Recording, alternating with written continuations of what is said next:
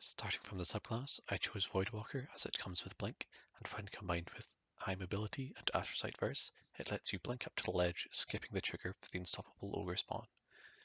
I chose Attunement of Hunger as it comes with Devour, which increases your odds of surviving while fighting on the ledge and reduces the need to spec into Recov. Starting with the heavy weapon, I chose SUBZERO SALVO as it is an arc launcher that comes with Ambitious Assassin, which reduces the amount of time you need to spend reloading.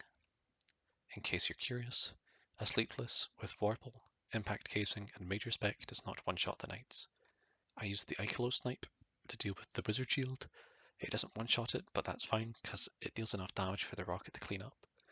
Ariana's Vow is also a good shout, as it allows you to clean up the Knights if you're struggling with killing them before they can pop their shields. Any lightweight kinetic weapon will do, as we're just going for the sprint speed bonus, and if you're struggling with getting to 100 mobility, it gives you +2 tiers of mobility, so it's very useful to have. Ideally, I'd be using an ignition code with Breach and Clear from the artifact, as that would make killing the Knights a bit cleaner. I want to start by speccing into mobility, as this will make getting up to the ledge a lot easier. Next most important stat is resilience, as this will give you slightly more shields, which works well with Devour, giving you a lot more health in the long run. Armor modes, I chose Sniper Targeting on the helm to increase the ADS speed of the snipe, making it a bit snappier.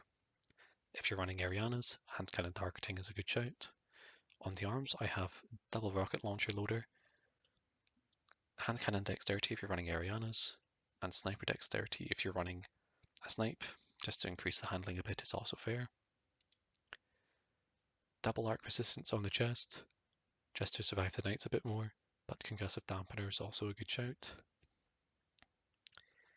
Nothing needed on the legs. On the bond, I have blast radius, but in the video I had stacks on stacks, but it turns out blast radius does stack with itself, so you don't need to lose 10 recov for nothing. So that means in total I have 2 blast radius for getting charged with light, and 3 argent ordnance for 35% damage buff in total for my rockets. Just bear in mind, you have to have your rocket equipped when the rocket deals damage, otherwise you won't use any stacks and you will not get the damage buff on your rocket.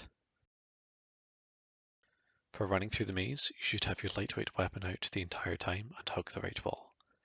Blink on the first jump into the maze, go wide on the first corner and a blink again.